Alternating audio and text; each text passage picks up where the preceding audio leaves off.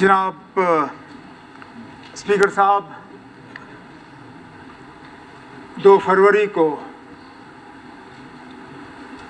जो honourable lieutenant governor साहब ने हाउस को एड्रेस करते हुए अपना खुतबा पेश किया, उसके हक़ में बोलने के लिए खड़ा हुआ हूँ। मैं ऑनरेबल लेफ्टिनेंट गवर्नर साहब का शुक्रगुजार हूँ कि वो आए और उन्होंने हमारे सामने वो खुतबा पेश किया। उनकी तकरीर में इस हुकूमत के हवाले से कितना हुआ है, कितना हो रहा है, कितना हम करने जा रहे हैं, उन सब चीज़ों का कहीं ना कहीं जिक्र हुआ। लेकिन ऑनरेबल लेफ्टिनेंट गवर्नर साहब ने इस बात का भी ख्याल रखा कि उनका एड्रेस अकेले ही इस सेशन का एजेंडा नहीं है। बजट भी पेश होना है, बजट में भी कई सारी बातें आनी हैं, उसके बाद ग्रांट्स भी होने हैं, उनमें भी कई सारी बातें आनी हैं। तो ये समझते हुए और ये जानते हुए कि बहुत से ऐसे मौके होंगे जिस पे गवर्नमेंट को अपना जो है मौक़िफ़ लोगों के सामने रखना होगा, चंद चीज़ों पे ऑनरेबल लेफ्टिनेंट गवर्नर साहब ने अपनी बात जो है हम सब के सामने रखी। हर गवर्नर्स एड्रेस, चाहे वो जम्मू कश्मीर में हो, किसी रियासत में हो, या प्रेसिडेंट्स एड्रेस पार्लियामेंट के सामने, जब हुकूमत की कंटिन्यूएशन होती है तो president's address, governor's address, LG's address का भी एक सीरीज़ रहता है। इनको अलग अलग नहीं लिया जाता। इसलिए सोच समझ के हमने बार बार उन चीज़ों का जिक्र नहीं किया जो इससे पहले 2 लेफ्टिनेंट गवर्नर्स एड्रेसेस में हमने शामिल किए, क्योंकि फिर ऑपोजिशन के तरफ से हमारे ऊपर इल्ज़ाम ये लगता कि जनाब आप 1-2 चीज़ों के अलावा नया कुछ कहते नहीं हो। तो हमने कहा ठीक है, जिन चीज़ों का इससे पहले ज़िक्र हुआ है उनका हम दोबारा ज़िक्र करेंगे नहीं, कुछ नई चीज़ों के हवाले से बात होगी। लेकिन उस पर भी हमारे कुछ साथी जो हैं वो थोड़े परेशान हुए, कहे इस चीज़ का ज़िक्र नहीं आया, उस एड्रेस में इसकी बात हुई, दोबारा हुआ नहीं। तो चलिए आपकी तसल्ली के लिए मैं फिर दोहराऊं, जम्मू कश्मीर नेशनल कॉन्फ्रेंस ये हुकूमत अपने उन वादों पे कायम है जो हमने लोगों के साथ किए। उनमें सबसे ऊपर जम्मू कश्मीर का खसूसी दर्जा वापस हासिल करना। अब LOP साहब उठ के कहेंगे क्या खसूसी दर्जा, 370 का आप जिक्र क्यों नहीं कर रहे हो? 370 का जिक्र हम इसलिए करना ज़रूरी नहीं समझते क्योंकि 370 को आपने आइन से हटाया नहीं है। हटाया होता तो मैं कहता इसको आइन में वापस शामिल करना ज़रूरी है, लेकिन आइन में अभी भी पड़ा हुआ है। आपने खोखला कर दिया। खोखला करने के बाद आपने हमारा खसूसी दर्जा हमसे छीन लिया। हम 370 को वहीं रख रहे हैं। हम ये कह रहे हैं कि उसी दर्जे के तहत हम अपना खसूसी हिस्सा जो है स्पेशल स्टेटस दोबारा बहाल करेंगे। तभी जाके इस हाउस ने वो रेजोल्यूशन पास किया पहले सेशन में कि कॉन्स्टिट्यूशनल गारंटीज के साथ जम्मू कश्मीर का special status as provided in article 370 which continues to remain on the statute books that will be restored। अब इसमें और ज़्यादा हमें कहने की ज़रूरत ही नहीं है। आप 370 जिस दिन आइन से हटा देंगे, जिस दिन आप हटा दोगे, उसके दूसरे दिन हम हाउस में 370 की बहाली के लिए एक रेजोल्यूशन ज़रूर लाएंगे। लेकिन वो आप कर नहीं सकते हो क्योंकि आप भी जानते हो, मैं भी जानता हूँ कि जम्मू कश्मीर का रिश्ता इस मुल्क के साथ आईनी तौर 370 पे ही कायम है। अब चलिए 370 में से आपने ज़्यादातर निकाला, लेकिन वो हिस्सा कानून का आप निकाल नहीं सके, इसलिए हमने उसको यहाँ दोबारा उस पर जिक्र करना ज़रूरी नहीं समझा। अब बहुत सी बातें यहाँ पे आई, हर इशू का मैं इस तकरीर में जवाब दे नहीं सकता, ये जानते हुए कि कल मुझे फिर तकरीर करनी होगी, उसमें बजट के हवाले से बात करनी होगी।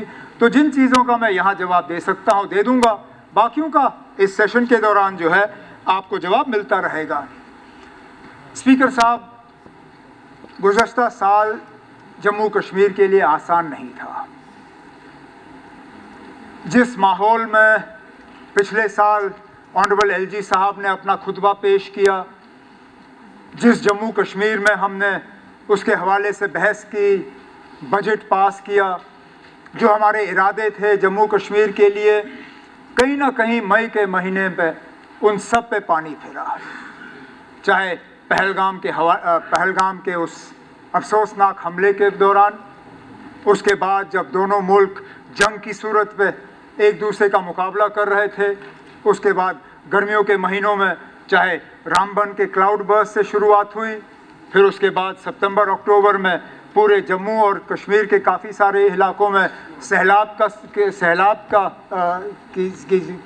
का जो बना सूरत हाल, और आखिर में जो थोड़ी बहुत कसर बाकी रह गई थी वो दिल्ली ब्लास्ट ने पूरी की। कतरा कतरा हम यहाँ टूरिज़्म जो है उसको दोबारा रिवाइव करने में लगे रहे। दिल्ली में धमाका हुआ, हमारी होटलें फिर खाली हुई, अब एक एक करके उनको हम दोबारा जो है भरने का काम कर रहे हैं। लेकिन कहने का मतलब मेरा ये है कि जिस अंदाज में पिछले साल हमने अपनी तैयारी की थी और जो हम सोच रहे थे हमें काम करने का माहौल मिलेगा, वो हमें नहीं मिला। अब वो किसका कसूर, क्या हुआ, उस पर हम बाद में आ जाएंगे। लेकिन इन हालात के बावजूद हम पीछे नहीं हटे, मंजिल से हमारी नज़र हटी नहीं। जम्मू कश्मीर और तरक्की करे, जम्मू कश्मीर को हम और खुशहाली के रास्ते पे ले जाएं, जम्मू कश्मीर के नौजवानों के लिए हम और रोज़गार पैदा करें, टूरिज़्म जो है हम दोबारा इसको चालू करें। हमारी कोशिशें जारी रहें, चाहे किसी को ये नज़र आए ना आए, चाहे किसी को ये बात अच्छी लगे ना लगे, लेकिन हम चुपचाप जो है अपना काम करते रहें। सैलाब के हवाले से यहाँ कई सारी बातें आईं, एक ऑनरेबल मेंबर ने इसके बारे में सवाल उठाया, सवाल पे भी बहस हुई, कई उस पर कुछ अजीब सी बातें आईं। एक हमारे ऑनरेबल मेंबर ने एक गवर्नमेंट का एक नया टर्म आया है मदर सैंक्शन, उसके हवाले से बात हुई। अब शायद ये मौका मदर सैंक्शन इनको समझाने का नहीं है, अगर ग्रांट्स के दौरान या अगर आप वो आधे घंटे का बहस जो है वो सैंक्शन कर देते हो, आप मदर सैंक्शन उसका दे दीजिए, मैं मदर सैंक्शन जो है ऑनरेबल मेंबर साहब को अच्छी तरह से समझा दूंगा। लेकिन फ्लड रिलीफ के हवाले से यहाँ पे बात आई कि कहीं फ्लड रिलीफ का सिलसिला जो है ये गायब हो गया है। अरे जनाब, मदर सैंक्शन आते हुए हमें मुश्किल से 15-20 दिन हो गए, अभी डीपीआर तैयार हो रहे हैं। जो बजट कंसल्टेशन के दौरान मेरी ऑनरेबल मेंबरों से मुलाकात हुई, उस मीटिंग के दौरान मैंने हर ऑनरेबल मेंबर को अश्योर किया कि जनाब ये फ्लड रिलीफ पैकेज जो है ये सियासी बुनियाद पर नहीं बांटा जाएगा, जहां नुकसान हुआ है उस नुकसान को दुरुस्त करने के लिए इस्तेमाल किया जाएगा, जिस सेक्टर में सबसे ज़्यादा नुकसान हुआ है उस सेक्टर को हम ठीक करेंगे। ये सही आप लोगों ने फरमाया कि जहां 2014 का सैलाब का ज़्यादातर असर कश्मीर में रहा, जम्मू में कम, इस बार जम्मू में उसका असर ज़्यादा देखने को मिला, कश्मीर में कम। लेकिन ऐसा भी नहीं है कि कश्मीर में सैलाब का असर कहीं नहीं था। उस सवाल के जवाब के दौरान एक ऑनरेबल मेंबर ने कहा कि हमने 5-5 करोड़ जो है हर डिस्ट्रिक्ट में बांटे, कश्मीर में कहीं सैलाब था नहीं, तो ये बराबरी क्यों? ना, हर ज़िले में कहीं ना कहीं नुकसान हुआ है। अगर कुछ ज़िलों में 5 करोड़ बाकी था, काफ़ी था, वो ठीक है। जहाँ और ज़्यादा देने की ज़रूरत है उसमें ये 1430 करोड़ जो हमें सैंक्शन आया है वो इस्तेमाल होगा। लेकिन आप मुतमईन रहिए, जहाँ पे परमानेंट रेस्टोरेशन की ज़रूरत होगी वहाँ पे परमानेंट रेस्टोरेशन बिना मज़हब, मिल्लत, बिना सियासत, बिना और कोई चीज़ देखे हुए सिर्फ ज़रूरत के बुनियाद पे हम कर लेंगे।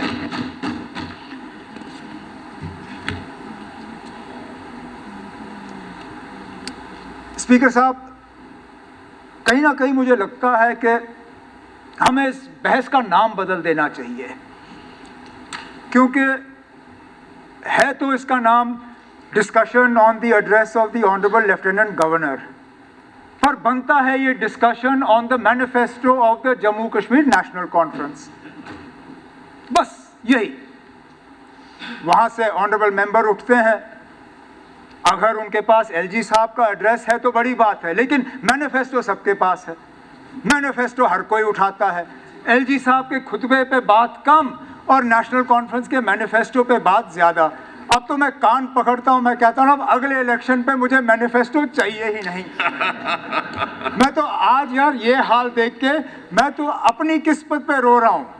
मैं कह रहा हूँ ना, मैं क्या बेवकूफ़ आदमी था कि मैंने राठौर साहब के ज़िम्मे वो मैनिफेस्टो बनाने का काम सौंपा।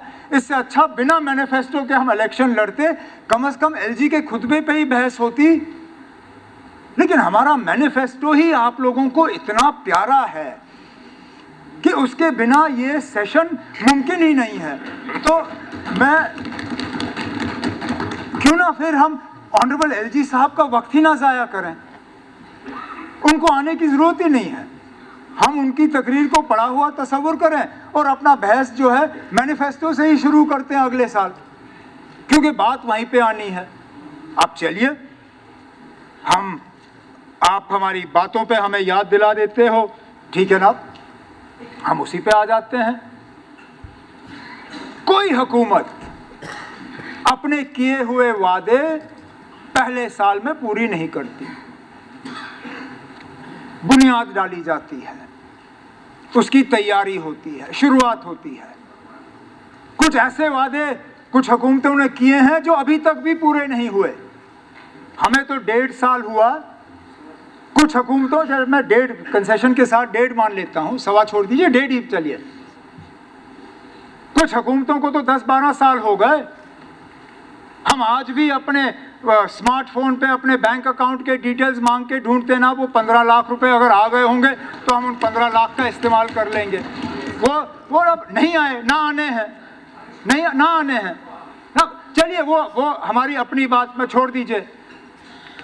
जिस ज़िले से एलओपी साहब ताल्लुक़ रखते हैं, इनको भी याद होगा, मुझे भी याद है, एक बहुत बड़ा वादा एक इलेक्शन के दौरान किश्तवाड़ के लोगों के साथ किया गया था कि किश्तवाड़ से आप बीजेपी को कामयाब करिए, किश्तवाड़ की जो पानी की कमी है उसको दूर करने के लिए इतना बड़ा टनल खोदा जाएगा कि वहाँ से फारूक अब्दुल्ला साहब अपनी गाड़ी लेके निकल जाएंगे। कहा था ये, आज 12 साल हो गए, टनल तो दूर की बात, पाइप भी जहाँ हम मुश्किल से, अब मैं और जावेद राणा साहब जोड़ के जो है जल जीवन मिशन की पाइपें जो हैं इकट्ठे करके वहाँ आपको पानी पहुँचाने की कोशिश कर रहे हैं। अब ठीक है, आप हमें अपने वादे याद दिलवाओगे, हमें कोई एतराज़ नहीं है, वो तो आपका काम है। लेकिन जहाँ आप हमारे वादे याद दिलवाते हो, वहाँ जो आपने भी वादे किए हैं लोगों के साथ, उनका भी कभी कभार ना आप जिक्र करिए।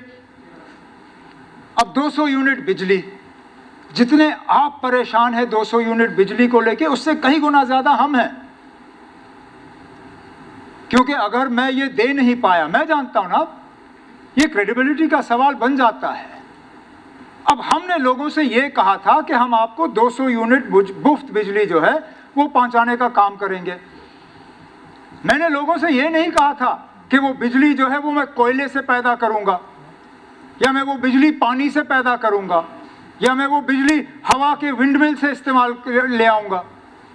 अब जनाब, अगर हमारी थोड़ी बहुत चालाकी इसमें रही, हमने मरकज़ का स्कीम, पीएम साहब का स्कीम कहीं ना कहीं से जुगाड़ करके, अगर पीएम मुफ्त सूर्य घर बिजली योजना को ही इस्तेमाल करके लोगों को 200 यूनिट मुफ्त बिजली जो है पहुंचाने का काम इस साल शुरू कर लिया है, तो आप लोगों को क्या एतराज़ उससे?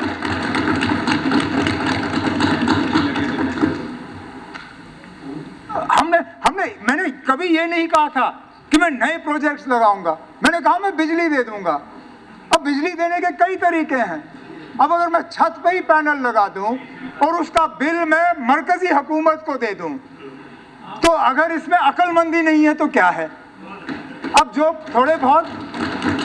थोड़े बहुत मैं पैसे बचा के कहीं और लगा लूंगा। अब ये हो गया। AAY के लिए। अब जैसे आपने कहा और कैटेगरीज हैं, ठीक है ना, जैसे जैसे हमारी माली हालत इम्प्रूव होती जाएगी हम उन कैटेगरीज पे पहुंच जाएंगे, लेकिन कम से कम शुरुआत तो की। और शुरुआत हमने इसी फाइनेंशियल ईयर में, ये नहीं है कि हमने पिछले साल बजट की बात जो है अगले साल तक कंटिन्यू किया। ऑर्डर निकल चुका है, अखबारों ने भी छापा है, इसी फाइनेंशियल ईयर में उसको रोल आउट करके जो है उसकी शुरुआत की जाएगी। अब जब हम अपने वादों पे बात करते हैं, ठीक है, हमने एक जैसे मैंने कहा शुरुआत की, चाहे सोशल वेलफेयर को लेके की, राशन को लेके की, एजुकेशन को लेके किए, हेल्थ को लेके किए, जो हमने रेजोल्यूशंस लाए स्पेशल स्टेटस के लिए, वो भी एक बुनियाद थी। कोई ऐसा इशू हमारे मैनिफेस्टो में जिस पे हमने बात ना की हो, या जो हमने मैनिफेस्टो में डाला है उस पे हमने कहीं शुरुआत नहीं की।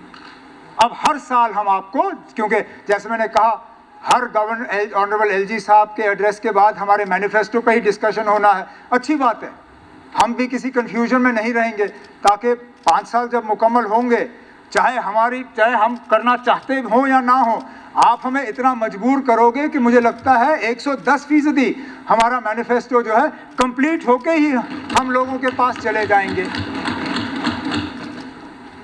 लेकिन आपका बड़ा वादा, अब मैं जानता हूं आप हुकूमत में नहीं हैं, तो जो आपने रोज़मर्रा के बातों के वादे किए थे उस मैनिफेस्टो में वो रह गए, उनका कोई जिक्र नहीं करेगा। कितनी सड़कें बननी है, कितनी नौकरियां लगनी है, वो सब हम वो आपसे पूछेंगे नहीं। लेकिन सबसे बड़ा आपका वादा लोगों के साथ था स्टेटहुड का, कि जम्मू कश्मीर को आप रियासत का दर्जा वापस दे दोगे। यह आपके मैनिफेस्टो में था। किस चीज के लिए आप इंतजार करवा रहे हो? अब क्या खता है यहां लोगों की?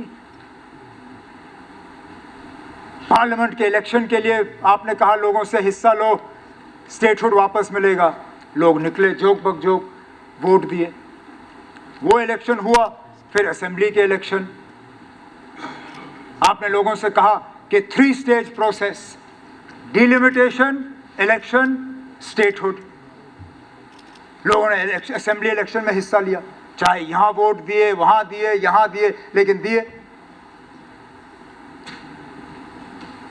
अब जब स्टेटहुड की बात आ जाती है तो इसमें एक शोशा, हमारे बहुत ही senior honourable member Shyamlal Sharma ji statehood की बात करते हैं, लेकिन सिर्फ जम्मू की।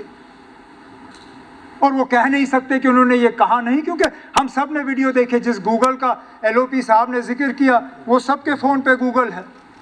आप गूगल खोल के देखिए तो उसमें देखिए श्यामलाल जी ने क्या कहा कि कश्मीरियों पे भरोसा किया ही नहीं जा सकता, ये एंटी नेशनल लोग हैं, इन्होंने मुल्क का साथ दिया नहीं, इनके वजह से जम्मू की तबाही हुई।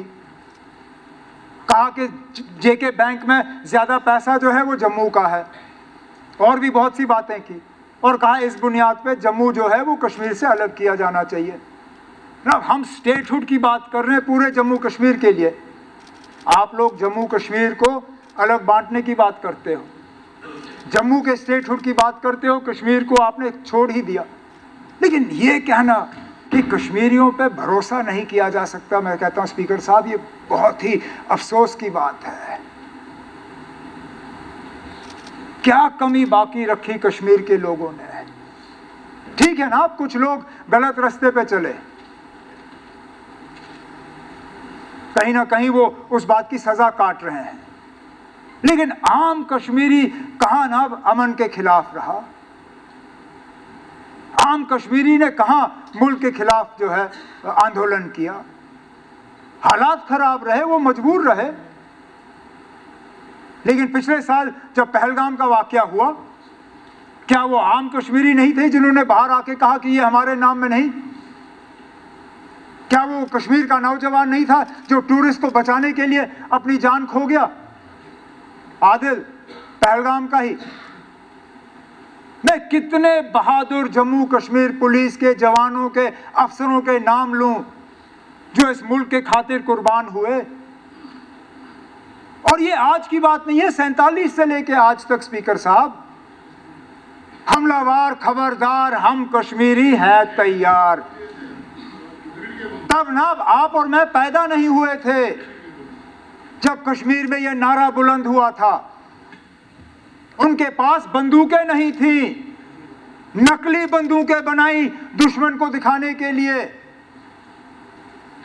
और जब तक हिंदुस्तान की फौज नहीं पहुंची, वो आम कश्मीरी था जिन्होंने कबायलियों को और वहां के घुसपैठियों को रोकने का काम किया। और फिर हम इन लोगों से कहें कि आप ही लोग हो जिन पे भरोसा नहीं किया जा सकता, जिनके वजह से कश्मीर को जो है जम्मू से अलग करना चाहिए और जम्मू को अलग स्टेट मिलना चाहिए।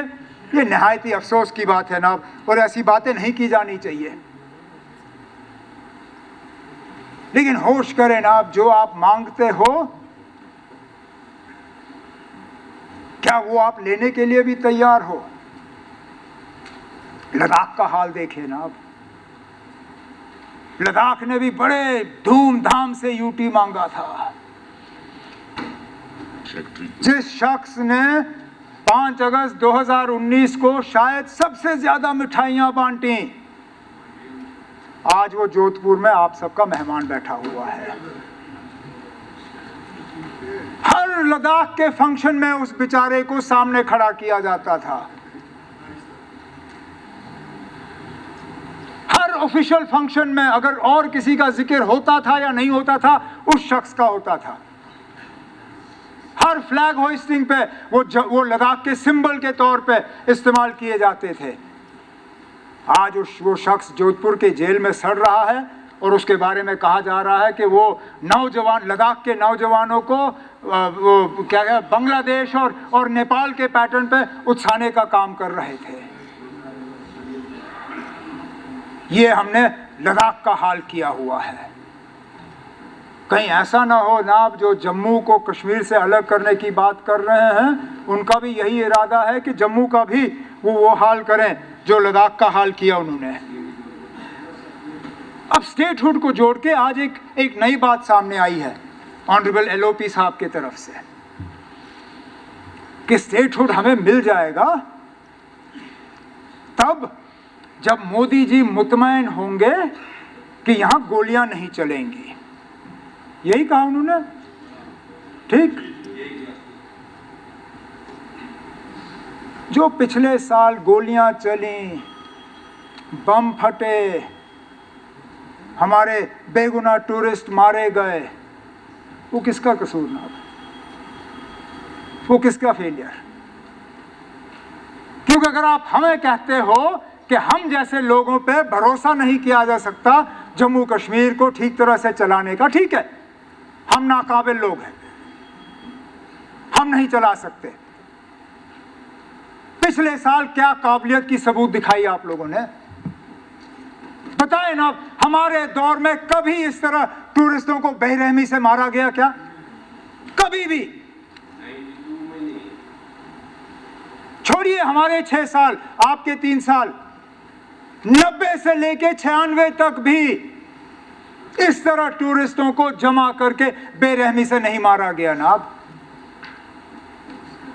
अब अगर आप हमें कहते हो कि बंदूक जब खामोश होंगे तब जाके आपको स्टेटहुड मिलेगा, तो बताइए ना हो क्या रहा है?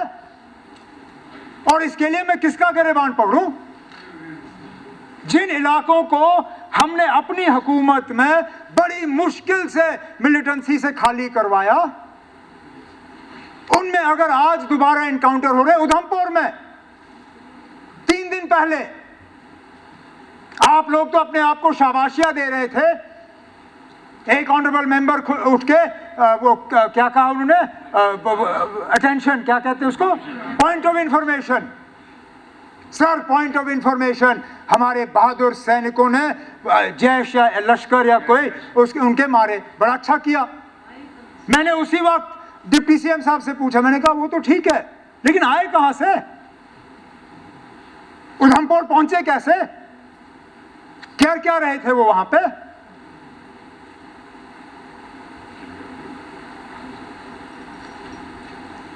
एलओपी साहब ने कहा कि इस बार कोई लोकल रिक्रूटमेंट नहीं हुई। बड़ी अच्छी बात है अगर नहीं हुई, लेकिन दिल्ली में जो ब्लास्ट हुआ वो कौन थे? उस वक्त तो आप हाइब्रिड मिलिटेंट की बात करते हो, उस वक्त आप एजुकेटेड मिलिटेंट की बात करते हो। मैं तो कहता हूं अच्छा होता अगर वो कश्मीर का नहीं होता। आपने क्या नया term white collar terror, white collar terror, क्योंकि वो डॉक्टर था। तो ये आप कैसे जस्टिफाई कर सकते हो ना? अगर आप कहते हो रिक्रूटमेंट नहीं हुई तो फिर दिल्ली का ब्लास्ट कैसे? कहीं ना कहीं तो आपके कहने में और जमीनी हकीकत में फर्क है, और ये होना ही नहीं चाहिए था, क्योंकि इस सब का इलाज तो आपने 2019 में रखा था। स्पीकर साहब, क्या उस वक्त मुल्क को यह नहीं कहा गया था कि जम्मू कश्मीर में अलायदगी पसंद, मिलिटेंसी, करप्शन, इन सब चीजों के लिए जो है 370 जिम्मेदार है, और अगर जम्मू कश्मीर का खसूसी दर्जा आप हटा दोगे ये सारा ठीक हो जाएगा। 19 से लेके आज 26 है, आज भी हम मिलिटेंट मार रहे हैं, आज भी एनकाउंटर हो रहे हैं, आज भी क्रैकडाउन हो रहे हैं।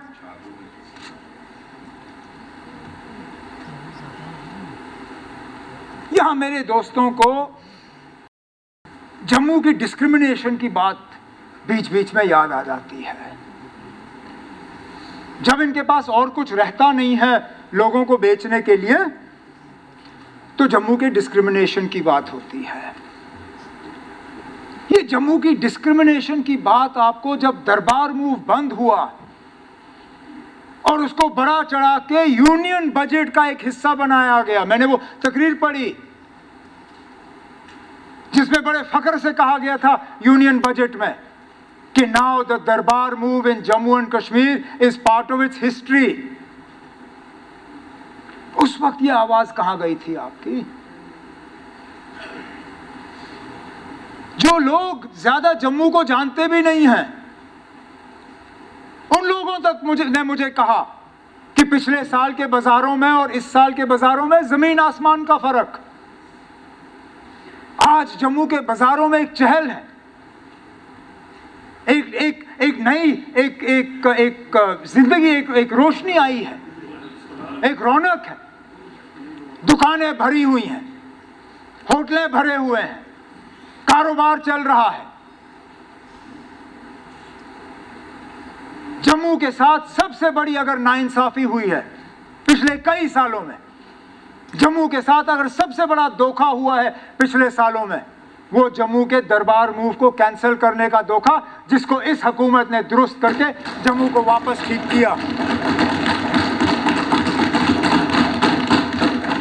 लेकिन स्पीकर साहब, डिस्क्रिमिनेशन की बात वो लोग करें जिन्होंने डिस्क्रिमिनेशन होते हुए उसको रोकने की कोशिश नहीं की, ये भी अफसोस है। ये हम लोग हैं जिन्होंने हमेशा जम्मू और कश्मीर को बराबर रखने की कोशिश की। अगर एक तरफ यूनिवर्सिटी, दूसरी तरफ यूनिवर्सिटी, अगर एक तरफ एग्रीकल्चर यूनिवर्सिटी, दूसरी तरफ एग्रीकल्चर यूनिवर्सिटी। मुझे अभी भी याद है जब डॉक्टर मनमोहन सिंह साहब के दौर में हमें एक सेंट्रल यूनिवर्सिटी और एक आईआईएम मिला, और झगड़े शुरू हुए क्योंकि दोनों तरफ को सेंट्रल यूनिवर्सिटी चाहिए थी, और हमसे फैसला हो नहीं रहा था कि सेंट्रल यूनिवर्सिटी कहाँ बने और आईआईएम कहाँ बने। मैं डॉक्टर मनमोहन सिंह साहब को मिलने गया, मैंने उनसे गुजारिश की, मैंने कहा ना, ये जम्मू और कश्मीर के लिए बहुत मुश्किल होगा, आप मेहरबानी करिए हम पे, ये आईआईएम आप वापस ले लीजिए, आप हमें 2 सेंट्रल यूनिवर्सिटीज़ दे दीजिए। और उन्होंने हमारी बात को तस्लीम किया। सेंट्रल यूनिवर्सिटीज़ 2 आई, लेकिन उसके बाद निज़ाम बदला, जम्मू कश्मीर को आईआईटी और आईआईएम मिले। कितना अच्छा होता अगर एक आईआईटी आईआईएम डिवाइड होते, एक वहाँ लगता, एक यहाँ लगता। हमें भी लगता है ना, हाँ जी, कोई है जो वाकई डिस्क्रिमिनेशन को दूर करना चाहते हैं। अब यूनिवर्सिटी या IIT IIM तो दूर की बात, ब्रांच तक नहीं खुला ना। अब अफसोस होता है जब मैं एहसान परदेसी साहब की कॉन्स्टिट्यूएंसी से गुजरता हूं, DPS चौक के तरफ लेफ्ट साइड पे वो पार्क पे गेट के ऊपर बोर्ड लगा हुआ है, site for branch campus of IIT, है ना, सिर्फ बोर्ड IIT, बना कहीं पे नहीं। और फिर ये हमें कहें कि जम्मू के साथ डिस्क्रिमिनेशन। ना, डिस्क्रिमिनेशन तो तब हुआ जब आप लोगों ने मेडिकल कॉलेज बंद कराया। मैं आज भी स्पीकर साहब हैरान होता हूं कि बाकी मुल्क में लोग तरसते हैं कि कहीं हमें मेडिकल कॉलेज मिले, और ये लोग हैं जो मेडिकल कॉलेज मिलने के बाद उसको बंद करा देते हैं सिर्फ इसलिए क्योंकि उसमें मुसलमान बच्चों की अक्सरियत ज्यादा थी। अब अगर उनको नहीं चाहिए थे ये बच्चे, माइनॉरिटी कॉलेज बनाते। जब इन्होंने नीट का सिस्टम तस्लीम किया तब इनको मालूम था कि ये एडमिशन सिर्फ मेरिट पे होंगे, लेकिन वो अंग्रेजी में कहावत है, you cut your nose to spite your face. आपको अपने नाक से गिला है तो आप अपने पूरे चेहरे को तबाह करोगे। इनको गिला था कि वो ज्यादा अक्सरियत मुसलमान बच्चों की थी, पूरी कॉलेज की कॉलेज इन्होंने बंद कराई। अब कहते हैं हमें नेशनल लॉ यूनिवर्सिटी दे दो। अब स्पीकर साहब, लॉ यूनिवर्सिटी में भी मेरिट पे ही एडमिशन होता है। मैं कैसे मानूं कि कल को अगर मेरिट के जरिए जम्मू के नेशनल लॉ यूनिवर्सिटी में मुसलमान बच्चों की अक्सरियत ज्यादा होगी, ये फिर एहतजाज करके नेशनल लॉ यूनिवर्सिटी को ही बंद करा देंगे और फिर मिठाइयां बांटेंगे, फिर खुशियां मनाएंगे, फिर कहेंगे ये हमारी आस्था की बात है। ना, आपकी आस्था पे कोई उंगली नहीं उठाना चाहता, लेकिन अगर आप वाकई इसको बचाना चाहते हो तो माइनॉरिटी इंस्टीट्यूट करार करिए इसको। हम ग्रांट इन एड जो थोड़ा बहुत हम देते हैं उसकी जरूरत भी नहीं है आपको, अच्छा खासा चढ़ावे का पैसा आता है।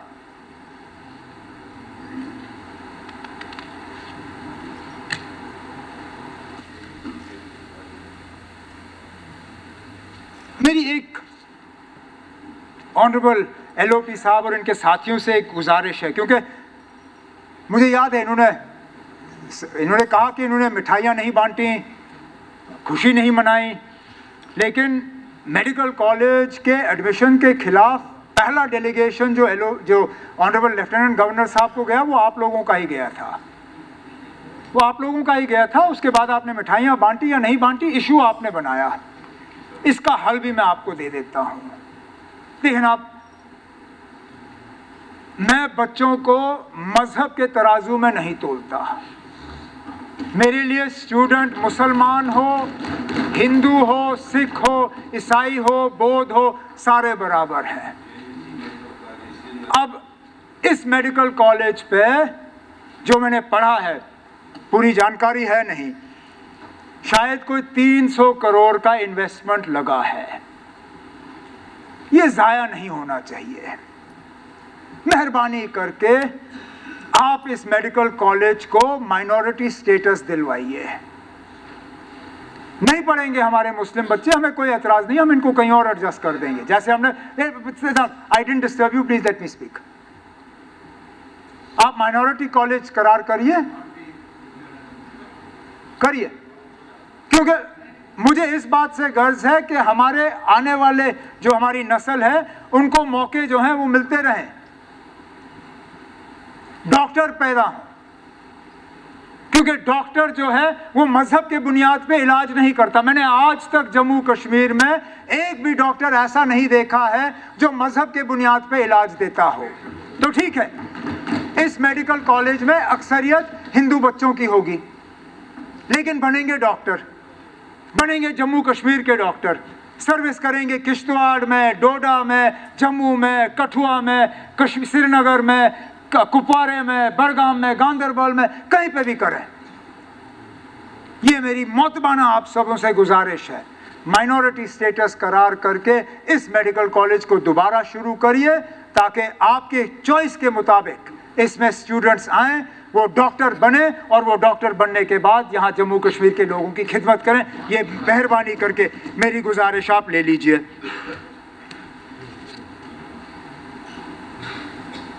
अब गवर्नर साहब के खुतबे के बाद हमारे खासकर ऑपोजिशन के मेंबर्स जो हैं वो हमें गिनवाते हुए थकते नहीं हैं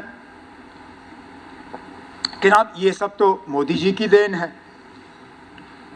टनल मोदी जी, PMGSY मोदी जी, सारा कुछ वो ठीक है, हमें अपने हक का मिल रहा है या नहीं मिल रहा है, मैं उस बात पे जाऊंगा नहीं। लेकिन मुझे एक प्रोजेक्ट ऐसा बताइए जनाब जो बिना स्टेट गवर्नमेंट या जम्मू कश्मीर गवर्नमेंट के ताउन के बिना जो है वो मुकम्मल हो सकता है। एक भी सैंक्शन ज़रूर वहाँ से आता है, लेकिन जब तक यहाँ की गवर्नमेंट का उसमें हाथ ना हो, इम्प्लीमेंटेशन आप लोगों से होगा ही नहीं। अब मिसाल के तौर पे मेरे साथी यहाँ कठुआ के बैठे हुए हैं, इनका वो इंटीग्रेटेड मॉडर्न ट्रांसपोर्ट का जो ज़मीन के मामले में फंसा हुआ है, फंसा है,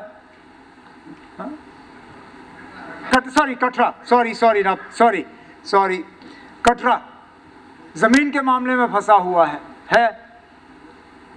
प्रोजेक्ट मरकज से आया है, लेकिन जब तक हम उसमें पूरी तरह से जो है अपना रोल अदा नहीं करते तब तक प्रोजेक्ट यहाँ बनेगा नहीं। तो जब हम इन प्रोजेक्टों को गिनते हैं यहाँ पे, हमारी कोशिशों के बिना ये प्रोजेक्ट जो है कभी पूरे होंगे नहीं। अगर हमारे बिना आप कर सकते हो करिए, हम भी देखें, नहीं कर सकते हो तो अगर हम भी इनको गिने, क्या एतराज़ है। अब शासकी को लेके यहाँ बात हुई, आप माने ना माने ना, शासकी को यहाँ लाना इस हुकूमत की एक बहुत बड़ी कामयाबी रही है, और अभी तक जम्मू कश्मीर को ये ना मिलना ये हमारे लिए बहुत नुकसानदेह साबित हुआ था। जो लोग नहीं जानते शासकी है क्या चीज़, मैं समझाऊंगा आपको। कोविड के दौरान गवर्नमेंट ऑफ इंडिया ने कैपिटल इन्वेस्टमेंट के लिए नई स्कीम लाई।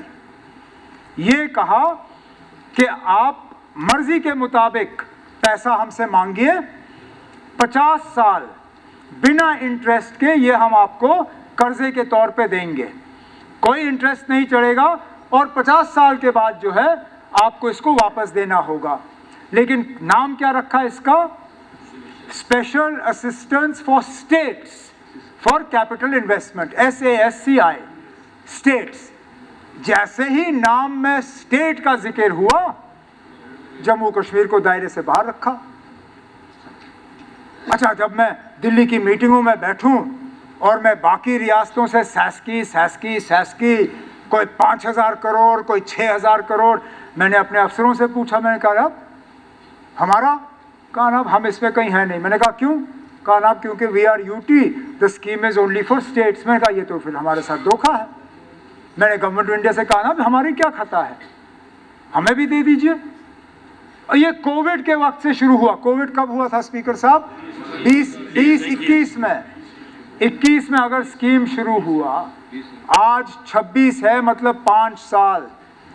अगर ये 3,000 करोड़ हमें साल के मिलते, इन 5 साल के लिए 15,000 करोड़ रुपए अभी तक जम्मू कश्मीर पे खर्च हुए होते, नहीं मिले। मैं शुक्रगुजार हूँ वज़ीर आज़म साहब का, होम मिनिस्टर साहब का और फाइनेंस मिनिस्टर साहिबा का कि उन्होंने मेरी इस बात को तस्लीम की कि ये जम्मू कश्मीर के साथ एक बहुत बड़ी नाइंसाफ़ी थी, और इस साल से जम्मू कश्मीर के साथ साथ शुक्र है दिल्ली और पौंडीचेरी को भी इस बात का फ़ायदा हुआ, उन्हें भी शासकी के इसमें दायरे इख्तियार में लाया गया और ये पैसा हमें आना शुरू हुआ। मैं उन लोगों में से नहीं हूँ ना जो अगर कोई अच्छा काम हो जम्मू कश्मीर के लिए मैं उसका शुक्रिया ना करूं। जहां जहां वजीर आजम का हमें साथ मिलता है, होम मिनिस्टर साहब का साथ मिलता है, फाइनेंस मिनिस्टर साहिबा का साथ मिलता है, मैं शुक्रिया करता हूं। इसके लिए बीच बीच में मेरे जो दोस्त हैं करा साहब वगैरह वो थोड़े नाराज़ हो जाते हैं, क्योंकि उनको ठीक नहीं लगता कि प्राइम मिनिस्टर साहब का मैं शुक्रिया क्यों करूं या उनके बारे में अच्छे अल्फाज क्यों दोहराऊं। उस चीज़ का नतीजा फिर आज की तकरीर हो जाता है। लेकिन ठीक है ना, हम दोस्त हैं, आपस में थोड़ा बहुत ये तू मैं का सिलसिला जो है ये चलता रहता है।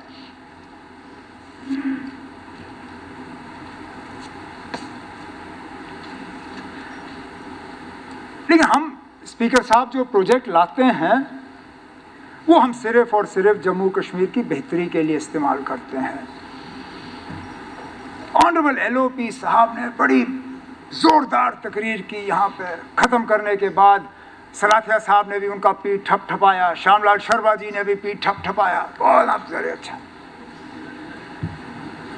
काश हमारी तरह ये लोग भी ना इन प्रोजेक्ट्स को सिर्फ जम्मू कश्मीर के लिए ही इस्तेमाल करते हैं।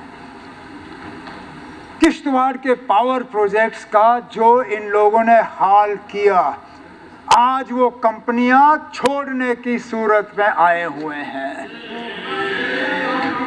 भागना चाहते हैं। और स्पीकर साहब ये मेरा कहना नहीं है, ये वो कंपनी वाले हैं। उसके बाद अब मैंने आपके बीच में कुछ नहीं बोला, मैं खामोशी से आपका सुनता रहा।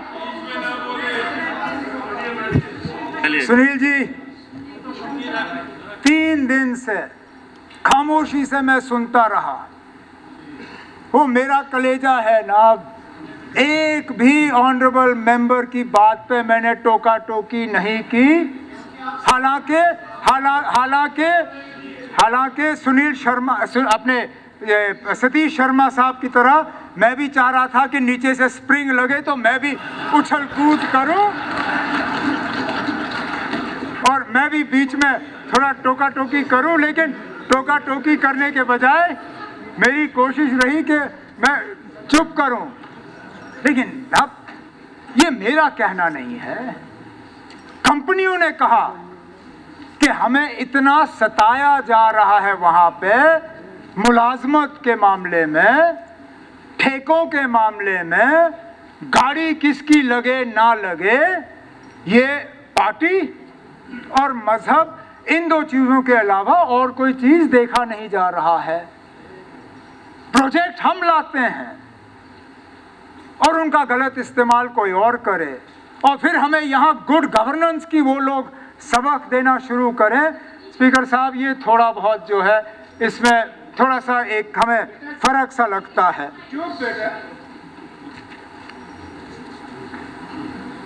अब एक ऑनरेबल मेंबर ने मेरे बारे में कहा, तारिगामी साहब ने कहा कि मैंने शायद ये कहा कि अफसर मुझे काम नहीं करने देते या अफसर मेरी बात नहीं सुनते। हाँ, आपने यही कहा था, आपने कहा कि the chief minister said that officers don't listen to him.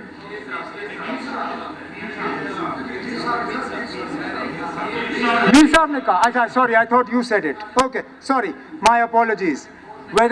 चलिए, मीर साहब ने कहा इसमें सच्चाई नहीं है। स्पीकर साहब ये सही है कि यूटी में काम करना बहुत मुश्किल है। मैं कान पकड़ता हूं ना, आप किस शख्स ने ये यूटी विद असेंबली का मॉडल खोज के निकाला। मैं कहता हूं ना, अगर इस मुल्क को कोई तोहफा देना है हमारे वजीर आजम साहब ने, वो ये सिस्टम जो है इसको ख़त्म करे। अगर आपने यूटी रखना है, असेंबली मत रखिए, और अगर वो इलाका असेंबली के काबिल है उसको रियासत बनाइए। लेकिन ये लोगों के मैंडेट और लोगों के काम करने के तरीके और लोगों के ख्वाहिशों को जो है एक तरफ से पीठ के पीछे हाथ बांध के चलाने की कोशिश जो है इस यूटी विद असेंबली के जरिए कराना, ये लोगों के मैंडेट के साथ एक बहुत बड़ा धोखा है। कितना मुश्किल है इन हालात में काम करना, मैं आपको बताऊं स्पीकर साहब, आप भी फाइनेंस मिनिस्टर रहे हैं। मुझे बताइए स्पीकर साहब, बजट तैयार करते वक्त बजट पेश करने से 10 दिन पहले क्या आप अपने फाइनेंस सेक्रेटरी को बदलेंगे? नहीं बदलें ना। हम बजट तैयार कर रहे थे और सोशल मीडिया पे मैं पढ़ता हूं कि जम्मू कश्मीर के फाइनेंस सेक्रेटरी जो है, क्योंकि अब हमारा यूटी कार्डर है, उठते जाते तो हमारी इजाज़त से है नहीं, सोशल मीडिया पे मैं पढ़ता हूं कि हमारे फाइनेंस सेक्रेटरी जो है with immediate effect Delhi transfer हो गए हैं। ये हाल है। मुझे बताइए ना, आप कहीं और इस मुल्क में जहां बजट बनते हुए फाइनेंस सेक्रेटरी जो है उनको टाटा बाय बाय किया जाता है। अब शुक्र है चीफ सेक्रेटरी से बात करने के बाद हमने वो निज़ाम ठीक रखा कि 9 तारीख तक हमने उनको यहाँ बांध के रखा, नहीं तो वो चले गए होते। मैं पता नहीं किन हाथ से जो है यहाँ का बजट तैयार कर रहा होता। ये हाल है।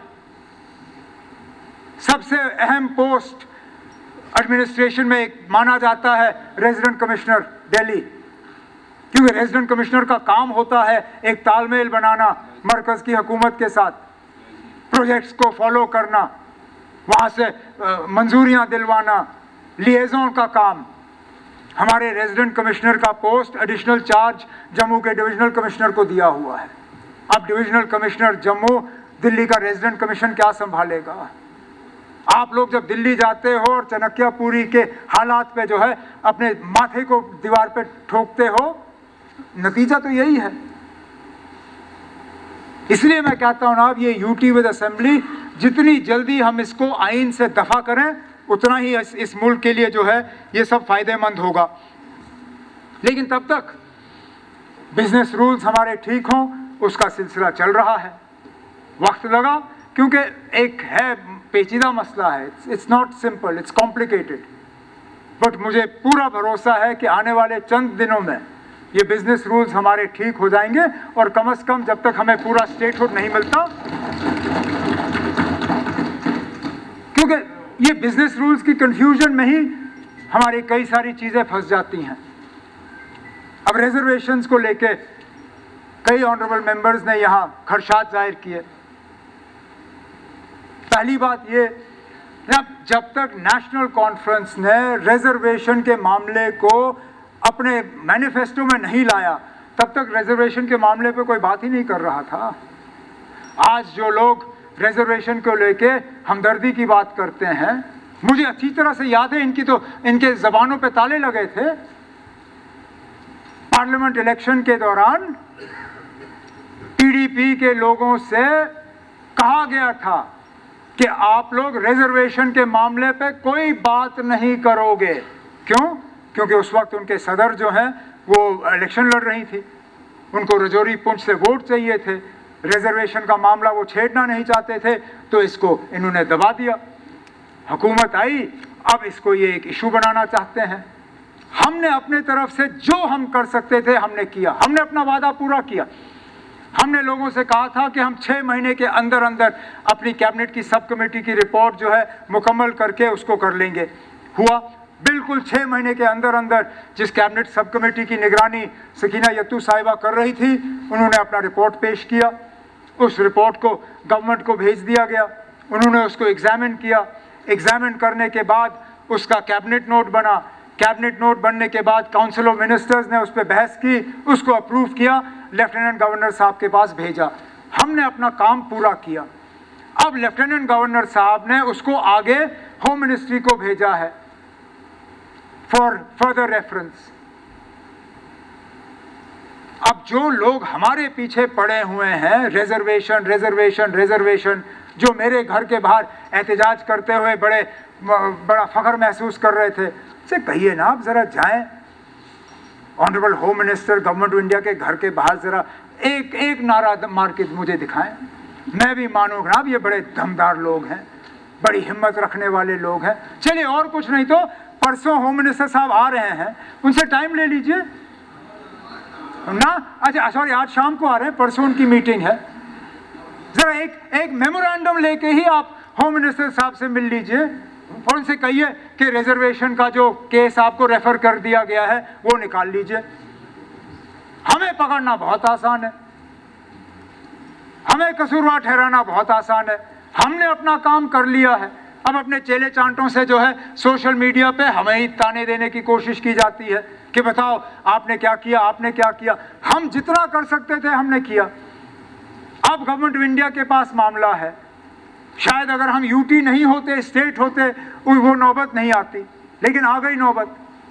अब उसको वहां से निकालना होगा जिसमें हम अपना रोल अदा कर रहे हैं, लेकिन जिन लोगों ने यहाँ खदशात जाहिर किए उसके बारे में वो भी ज़रा थोड़ा सा इसमें पेश रफ्त करें तो बड़ी अच्छी बात होगी। इनकी भी यारी दोस्ती रहती है। अब वो यहाँ क्या तकरीर करते हैं क्या नहीं करते, असलियत क्या है वो हम सब जानते हैं, तो चलिए उस पर हम आएंगे नहीं, लेकिन अपनी यारी दोस्ती का ही इस्तेमाल करके अगर वो थोड़ी इसमें पेश रफ्त करें तो बड़ी अच्छी बात होगी।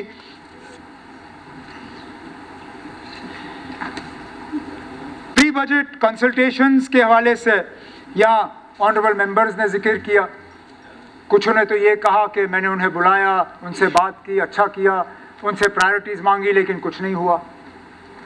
स्पीकर साहब, मैं दावे से कहता हूँ कि 90 के 90 असेंबली कॉन्स्टिट्यूंसीज़ में कोई भी ऐसी कॉन्स्टिट्यूंसी नहीं है जहाँ पे प्रायोरिटीज़ लेके जो है काम शुरू नहीं हुए हैं। हर 90 के 90 कॉन्स्टिट्यूंसी में कहीं ना कहीं ऑनरेबल एमएलएज के प्रायोरिटी के मुताबिक और इनके लिस्ट के मुताबिक जो है काम किए गए हैं। एक भी कॉन्स्टिट्यूंसी, और मैं दावे से रिकॉर्ड पे ये बात ला रहा हूँ, जो ऑनरेबल एमएलए, जिस ऑनरेबल एमएलए को लगता है कि एक भी काम उनके इलाके में नहीं हुआ है, वो मुझे अप्रोच करें, मैं उनको काम का लिस्ट जो है उनके हाथ में थमा दूंगा और उनको बता दूंगा कहीं कम कहीं ज़्यादा। मैं ये नहीं कहूँगा कि हर कॉन्स्टिट्यूंसी के साथ बराबर हुआ है, कहीं पे कम, कहीं पे ज़्यादा, कहीं पे शुरुआत होते हुए टाइम लगा है, लेकिन मैं फिर इस बात को रिपीट करता हूँ स्पीकर साहब, प्री बजट कंसल्टेशन के दौरान जो प्रायोरिटीज़ ली गई, एक भी कॉन्स्टिट्यूंसी नहीं है ऐसी जहाँ पे काम शुरू ना हुआ हो, और मैं ये ऑनरेबल मेंबर्स के साथ इंडिविजुअली जो है इसको ठीक करने के लिए तैयार हूँ।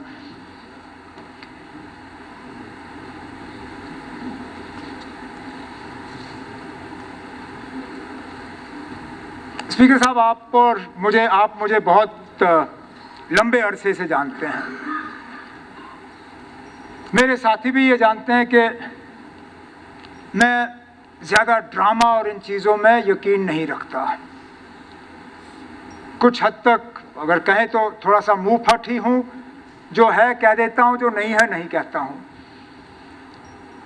लेकिन ये कहना कि मैं मुद्दों पे खामोश रहता हूँ और खामोशी के ज़रिए जो है मैं मरकज़ी हुकूमत को यहाँ गलत करने पे एम्पावर कर रहा हूँ, ये सरासर गलत है।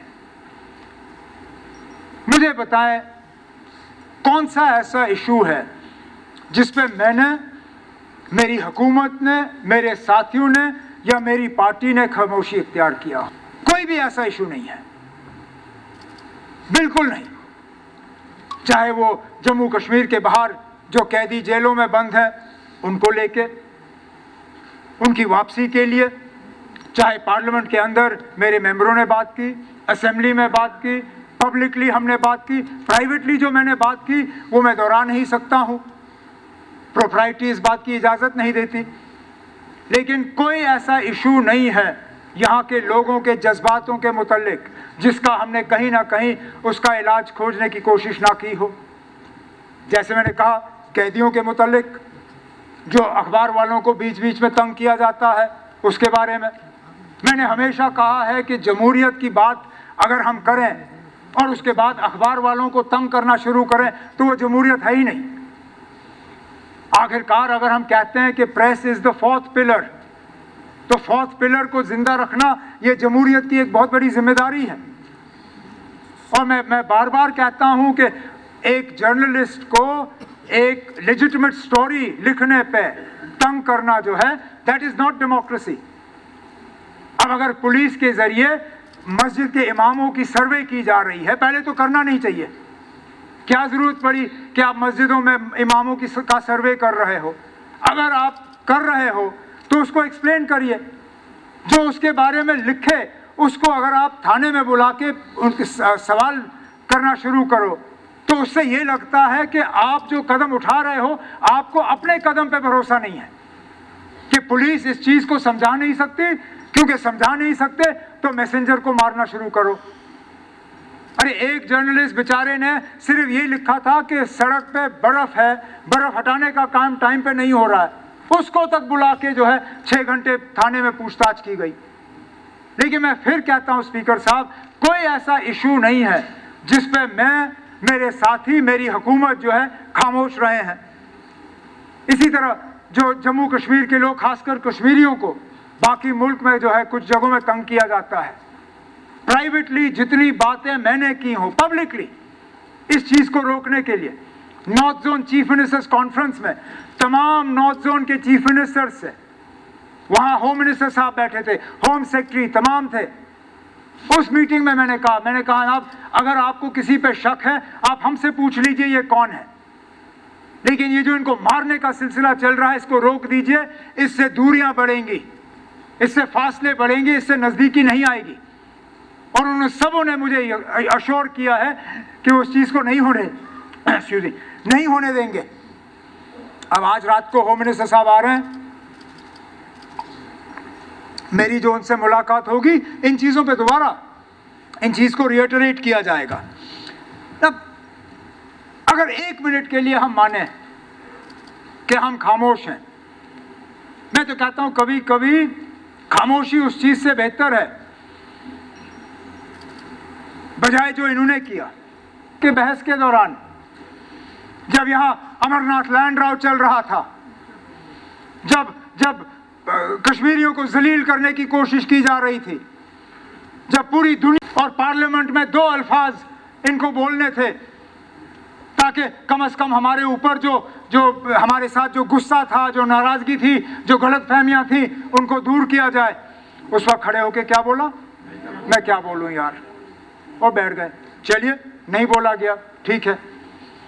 आए 2016 पे, आज एलओपी साहब तुफेल मट्टू साहब की बात कर रहे हैं। एलओपी साहब, जितना तुफेल मट्टू का मुझे अफसोस है शायद किसी और को होगा। मैंने बार बार कहा है कि अगर मुझे किसी चीज का मरते दम तक अफसोस होगा वो 2010 के हालात का होगा। मैंने उसके लिए बार बार कहा है कि regret is not a strong enough word.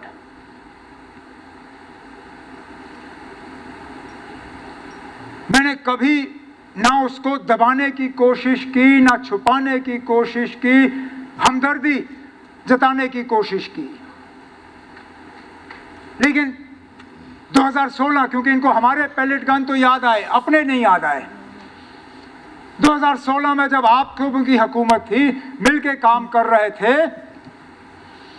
जब हमदर्दी करनी थी लोगों के साथ, जब मर रहे थे लोग, तब कहां थी आपकी हमदर्दी? यूनियन होम मिनिस्टर आपके साइड पे बैठे हुए, पूरी प्रेस आपके सामने, हमदर्दी के 2 अल्फाज उस वक्त आप कहते कि मुझे बहुत अफसोस है कि ये हालात बने हुए हैं, हम इन बंदूकों को खामोश करेंगे। नहीं कहा। क्या कहा? ये क्या दूध लाने गए थे? ये क्या टॉफी लाने गए थे? स्पीकर साहब, मैं इसलिए कहता हूं शायद कभी कभार खामोश रहना ही बेहतर है। उस वक्त अगर दूध और टॉफी की बात नहीं की होती, खामोश ही रहे होते, उनकी खामोशी ही ज्यादा अच्छी होती। लेकिन चलिए, बोल दिया। और आज तक उस बात का इनके तरफ से माफी के 2 शब्द नहीं कि गलती हुई, नहीं होना चाहिए था, आगे जाके नहीं होगा। हमें सबक सिखाते हैं, लेकिन वो कहते हैं ना, जो शीशों के घर में रहते हैं उनको पत्थर नहीं फेंकना चाहिए। ये पहले अपने गिरेबान में झांक के देखें, फिर हमारे तरफ देखें।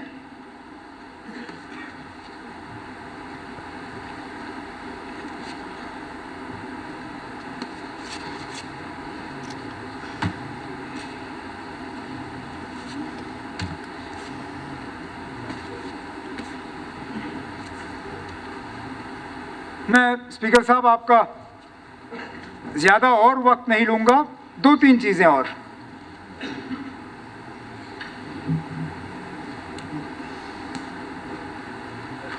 असेंबली है, पार्लियामेंट ऑफ इंडिया नहीं।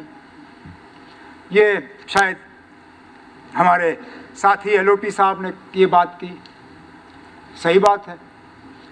लेकिन कल यहाँ हाउस में हम बैठे, डिस्कशन शुरू, और शायद मनकोटिया साहब थे जिन्होंने उठ के इंडो यूएस ट्रेड डील के हवाले से यहाँ पे बात की।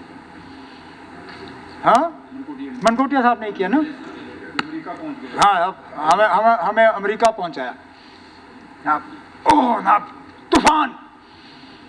मोदी जी ने अमेरिका को घुटनों पे लाया, पहला मुल्क ऐसा जिसने अमेरिका को सबक सिखाया। अब बड़ी अच्छी बात है। मुझे ज़्यादा कुछ इसके बारे में मालूम नहीं था, घर जाके मैंने भी गूगल खोला ना, क्या मिला हमें अभी तक ना कोई पता नहीं। एक बयान गवर्नमेंट ऑफ इंडिया के तरफ से ऐसा नहीं जिससे कि हमें पता चले कि वाकई मिला क्या। तो हमें सिर्फ वही खबर है जो अमेरिका से है, और अमेरिका, अब अल्लाह करे, भगवान करे, ऊपर वाला करे कि उनकी खबर गलत है, क्योंकि अगर उनकी खबर सही है तो फिर हमारा तो सत्यानाश। क्योंकि उन्होंने जो पब्लिकली कहा और जो गवर्नमेंट ऑफ इंडिया ने अभी तक डिनाई नहीं किया, वो ये, एक तो हमने रूस का तेल खरीदने से अब हाथ ऊपर किए, जो हमें सस्ते में तेल मिल रहा था वो अब हम नहीं खरीदेंगे, अब हम अमेरिका से तेल खरीदेंगे। और वेनेजुएला से, जिस बेचारे वेनेजुएला के राष्ट्रपति को रातों रात नाइट सूट में बिस्तरे से निकाल के गिरफ्तार करके अमेरिका लाया गया, जिस तेल पे किसी का हक नहीं है मां सिवाय वेनेजुएला के लोगों का, अब हमें मजबूर किया जा रहा है कि रूस के तेल के बजाय हम वेनेजुएला का तेल खरीदें और हम यहाँ टेबल थपथपाते चलिए, कोई नहीं, तेल जहाँ से भी आए, हमें गाड़ी में डीजल और पेट्रोल मिलना चाहिए, हमें उसी से गर्ज है। लेकिन जिस चीज़ का मुझे सबसे ज़्यादा फिक्र है, एग्रीकल्चर। अमेरिका के सेक्रेटरी ने, एग्रीकल्चर सेक्रेटरी ने ये कहा है कि 0% duty on agriculture imports from America to India. Mankotia साहब, आप मुझे हाउस में अश्योर करिए कि अमेरिका के सेब जो हैं वो यहाँ 0 ड्यूटी पे नहीं आएंगे, मैं भी अपना टेबल थपथपाऊंगा, क्योंकि मुझे बहुत फिक्र है अपने रफियाबाद, बारामूला, सोपोर, अपने शुपैया, अपने वच्ची, अपने पहलगाम, यहाँ तक कि जहाँ आपके सेब हैं। मुझे अरे अमेरिका में बासमती नहीं उगता, बासमती, इनको बासमती पे मत डराओ, बासमती उगता नहीं है, इनको भी पता है, ये बासमती यहाँ से वहाँ बेचते हैं। लेकिन अखरोट, बादाम, सेब, मक्की, ये हमारी चीजें ना, जो हमारे किसान पैदा करते हैं। अभी कोई जॉइंट स्टेटमेंट नहीं, कोई रिटर्न डॉक्यूमेंट नहीं। तब ये हाई कमांड कल्चर, ये मुझे पता नहीं था, ये आपको भी हो गया है, लेकिन ये हाई कमांड कल्चर आपके यहाँ भी पहुंच गया है। वहां से कुछ हुआ नहीं तो यहाँ टेबल थपथपाने का काम। प्लीज आप हमें रीअश्योर करिए जब कभी आपको मौका मिले कि आप एग्रीकल्चर जो है इसको आप सेफगार्ड करोगे। बाकी तेल वेल आप जहाँ से ले लो वो आप तक है। जाते जाते एक मिनट सर, आपको कितना time? 2 minutes, I am done. 2 minutes only. Last 3 cards sir, last 2। एक एलओपी साहब बार बार इस चीज का जिक्र करते हैं कि 10 मिनट दे दीजिए, मैं 10 मिनट में खत्म कर लूंगा। अब 5 बजे हमें इसको एडजॉर्न करना था, तो 10 मिनट के लिए हम इसको बढ़ाते हैं टाइम। हाउस इसके साथ है, 10 मिनट बढ़ा दिए गए। आप स्पीकर साहब बड़े कानून के ये पक्के हैं, आज सुबह तो मुबारक गुल साहब ने लंच की धज्जियां उड़ा दी, हाउस को पता ही नहीं था। वहाँ से बैठ के खुद ऐलान हुआ कि 2 बजे तक हाउस चलेगा। आपने तो कम से कम हमसे पूछ के वक्त बढ़ा दिया है, शुक्रिया। अब मैं कह रहा था, एलओपी साहब पिछले साल भी उन्होंने यही शगुफा चलाया कि मोदी जी ने हर किसी को 5 लाख दिए हेल्थ के। एलओपी साहब ये बात मैंने पिछले साल भी दुरुस्त किया था, और मुझे याद है आपने उस वक्त श्यामलाल जी से पूछा था क्या ये सही है या नहीं, और श्यामलाल जी ने आपसे कहा हाँ ये जो कह रहे हैं सही कह रहे हैं। मेरी मिनिस्टर ने ये क्लियर करके आपको बताया, जनाब मरकज की हुकूमत से हमें सिर्फ गरीबों के लिए ये 5 लाख मिलता है। नहीं ना, नहीं, आपने कहा कि ये सारा, आपने कहा ये सारा, आपने कहा ये सारा, इसलिए मैं ये क्लियर करना जरूरी समझता हूँ। आपने तो इनके फैमिली तक के 5 मेंबर, कहा कि पूरे जम्मू कश्मीर में हर रुकन को मिलता है। बीपीएल पहले भारत सरकार ही देती है, अभी भी देती है। जो उससे ऊपर कैटेगरीज है उनको जो मिलता है उसकी वो तो जब यहाँ से शोर हुआ तब प्रधानमंत्री आपने अल्ताफ को कहा, मोदी जी ने घोषणा की थी, फिर जाके यहाँ हुआ। आपने मुझे कहा आपके घर 25 लाख रुपया आते हैं। हाँ, वो एलओपी साहब अगर ये पिछले साल की बात हुई होती तो शायद बुढ़ापे में मैं कहता ना मुझे गलतफहमी होगी, मैं भूल गया। कल की भी हुई बात 24 घंटे में ना आप भूले ना मैं भूला। मुझे याद है आपने क्या कहा, अब छोड़ दीजिए इस चीज को, अब छोड़ दें। श्यामलाल शर्मा जी हमें नहीं, वो क्रेडिबिलिटी ऑफ इंस्टीट्यूशंस की बात करते हैं। अब कुछ हद तक एलओपी साहब ने इसको क्लियर किया, लेकिन तब भी मैं इस चीज़ को यहाँ लाना ज़रूरी समझता हूँ। Chief ministers credibility, government credibility, assembly credibility, LOP की भी क्रेडिबिलिटी। अब एक पूरे खित्ते को इन्होंने नाराज किया। पीर पंचाल, क्या पीर पंचाल, आई डोंट नो पीर पंचाल, मैं नहीं मानता पीर पंचाल। नाराजगी हुई, वहाँ एहतजाज हो रहे हैं, लोग पुतले जला रहे हैं, तो आज कुछ हद तक इनको थोड़े से अपने शब्द वापस लेने पड़े। माफ़ी अभी भी नहीं मांगी, चलिए छोड़िए।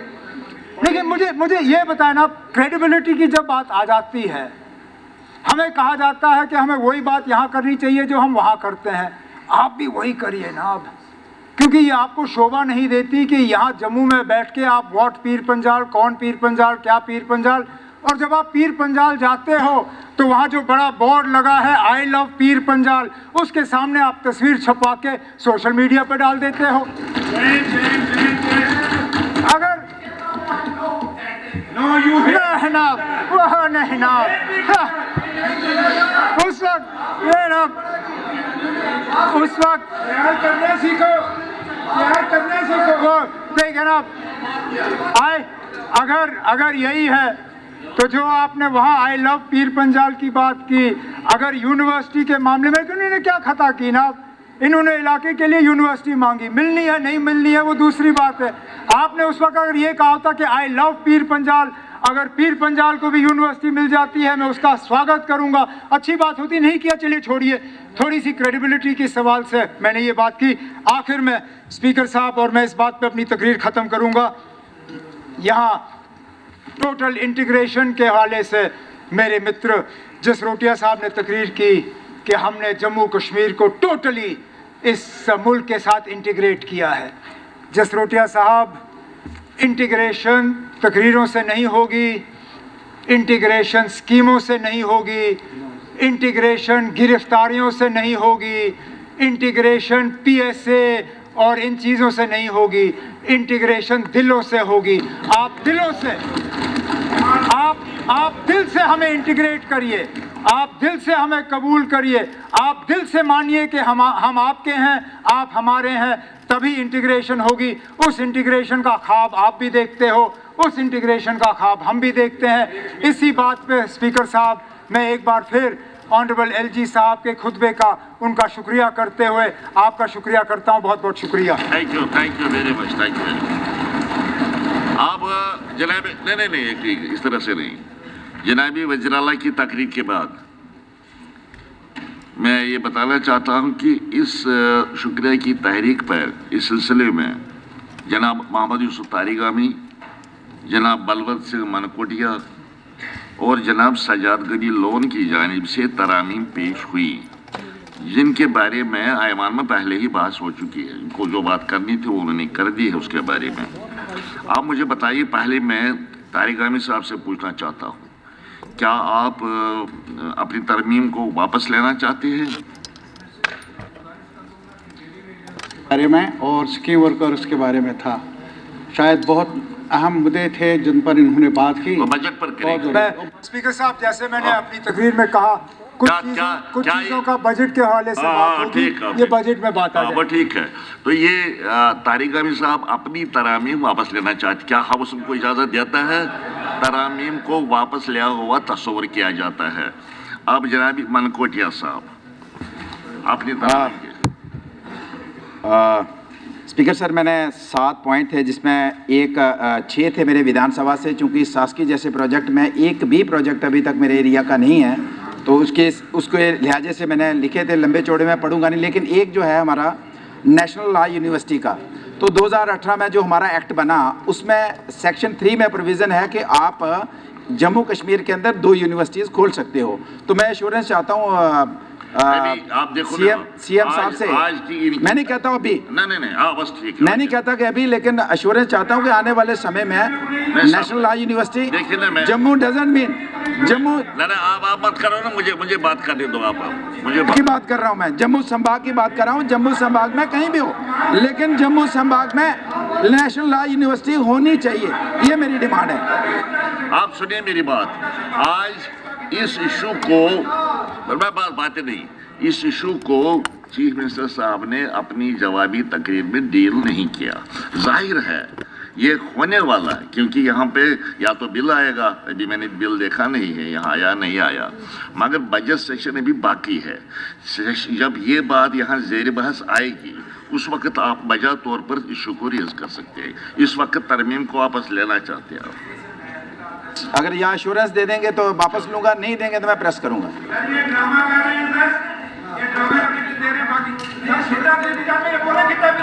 करो ना, आप रेजोल्यूशन लेके आओ, लेके आओ।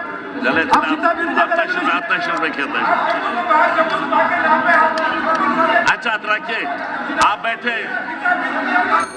डिप्टी चीफ मिनिस्टर साहब और डिप्टी चीफ, आप तशरीफ रखिए ना। चले, अरे डीसीएम साहब आप कोई बात नहीं, आप बैठे।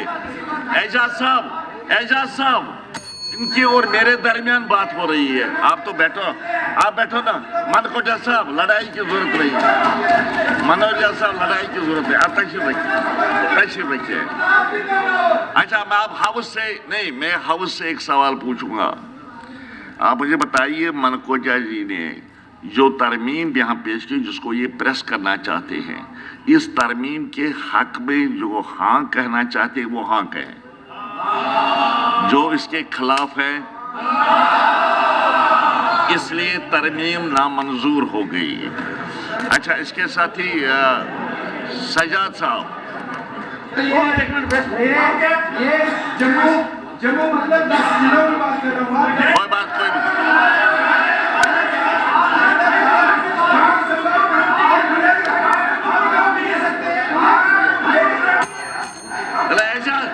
एजाज साहब, हाँ लोन साहब।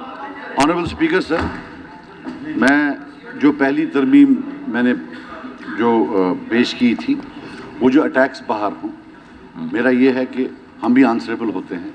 लोग पूछते हैं कि आप सोए रहते हैं। ऑनरेबल सीएम साहब ने बताया उन्हें प्राइवेटली भी बात की हो, लेकिन आज तक हमारे पास डेटा ये नहीं है कितने अटैक्स हुए, कितनों में एफआईआर हुआ, कितनों में एफआईआर नहीं हुआ।